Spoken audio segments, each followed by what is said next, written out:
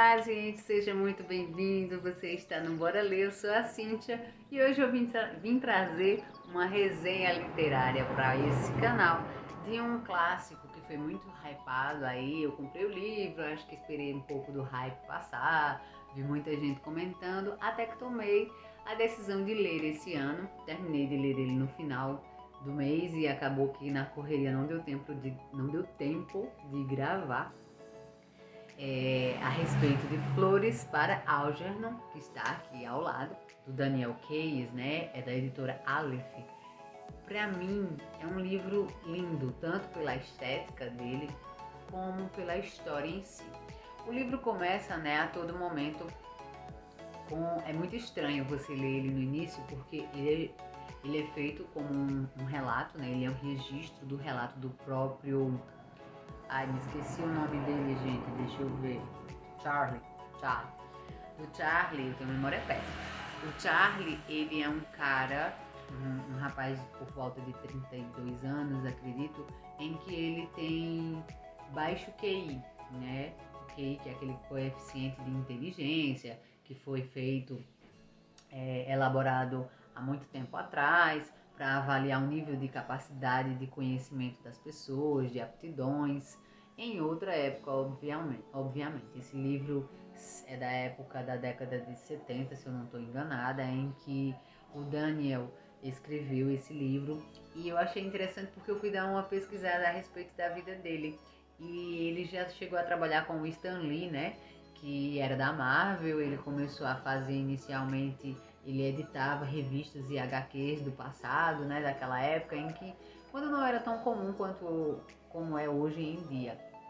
E aí ele foi trabalhar com o Stan Lee, inclusive ajudou na elaboração de várias HQs, de várias coisas. E inicialmente a história de Flores para Algernon poderia ter sido uma HQ, mas aí ele acabou não apresentando a ideia central, o esboço que ele tinha para o Stan Lee, e deixou isso para depois, e acabou publicando por capítulos em uma revista, e depois ele decidiu deixar, depois ele acabou transformando mesmo, editando como um livro, e veio a ser publicado como um livro.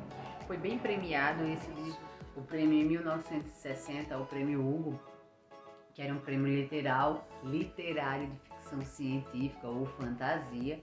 E aí, depois desse prêmio, também em 1966, foi criado um prêmio chamado Nebulosa, e aí esse prêmio era também relacionado à ficção científica e coisas do tipo. Por quê? O que acontece com Flores para Algernon? E eu ficava curiosa, porque Flores para Algernon, quem é Algernon, né? E Algernon, na verdade, era um ratinho de laboratório em que foi feito um teste experimental no cérebro dele para que ele desenvolvesse, tivesse melhores aptidões de raciocínio lógico e tal. E aí o que aconteceu? O Charlie, ele era um rapaz de 32 anos que trabalhava numa padaria, recebia uma miséria de salário, obviamente por não elaborar, não ter mesmo desenvolvimento de aptidões de inteligência, e aí as pessoas acabam realmente fazendo o que ainda hoje fazem, né?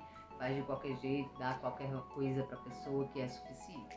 E aí o Charlie foi abandonado, de certo modo, pela família, justamente por isso, por ele ser uma pessoa ignorante, ausente de inteligência, dos padrões, né, para os grupos com que ele vivia.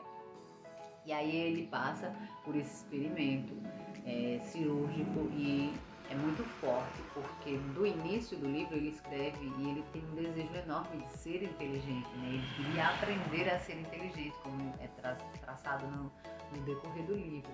Ele admirava as pessoas inteligentes, ele achava que as pessoas à volta dele eram amigas dele, que gostavam dele, que eram mais inteligentes do que ele.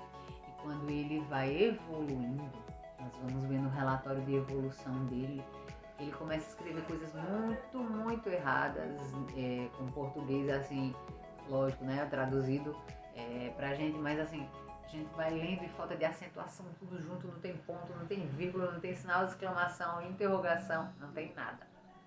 E aí a gente passa a compreender essa escrita, e daqui a pouco, quando a gente percebe, sai gatinho. E quando a gente percebe, Na verdade, já vê que ele começou a escrever muito bem, usa palavras rebuscadas, o linguajar dele muda, o vocabulário dele muda por completo e, claro, a percepção das pessoas à volta dele também, né? Ele começa a lidar com a maldade das pessoas que antes ele julgava ser bondade, brincadeira, que eram amigos, e na verdade ele descobriu que não, e as pessoas à volta dele também começam a agir diferente, porque quando você faz as coisas, né, que você se torna engraçado por agir de maneira maldosa mesmo, mas você faz isso com uma pessoa que ela não sabe se defender, né, e aí naquele momento você tem o poder sobre aquela pessoa. E com Charlie acontece justamente o inverso. Charlie vai percebendo que as brincadeiras não eram brincadeiras e sim maldades, aproveitando-se da boa vontade ou da inocência, né? Da falta de malícia que ele não tinha. E ele faz esse procedimento cirúrgico e ele se torna muito amigo, ele quer cuidar desse rato, ele sente pena do rato, porque às vezes o rato era punido quando não conseguia desenvolver as habilidades esperadas pelo médico. E ele se punha no lugar do rato, né? Porque ele também era como o rato, ele não tinha sempre a capacidade de desenvolver aquilo que era esperado dele. E Algernon é esse ratinho marcante na história, tem um porquê dele querer que essas flores sejam entregues. O final do livro, para mim, é muito triste. Eu não queria que tivesse sido daquela forma, mas eu entendo, de certo modo, porque o final teve aquela situação.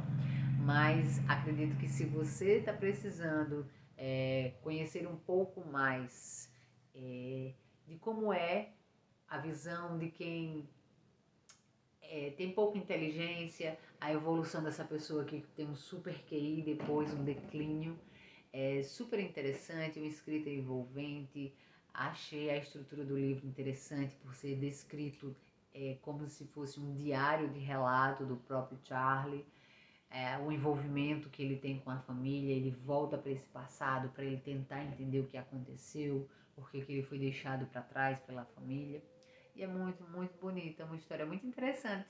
Então, eu super indico esse, que é um livro excepcional, né, excelente, que inclusive é tipo de leitura obrigatória lá para os adolescentes americanos no high school. É muito indicado, parece que faz parte da matriz curricular deles. Enfim, se você já leu Flores para Álgeno, conta aqui qual é a sua impressão desse livro. Se você não leu, mas tem curiosidade, vai fundo. Você não vai se arrepender. É um baita livro, uma baita lição. Tá bom? Beijo pra você e até breve.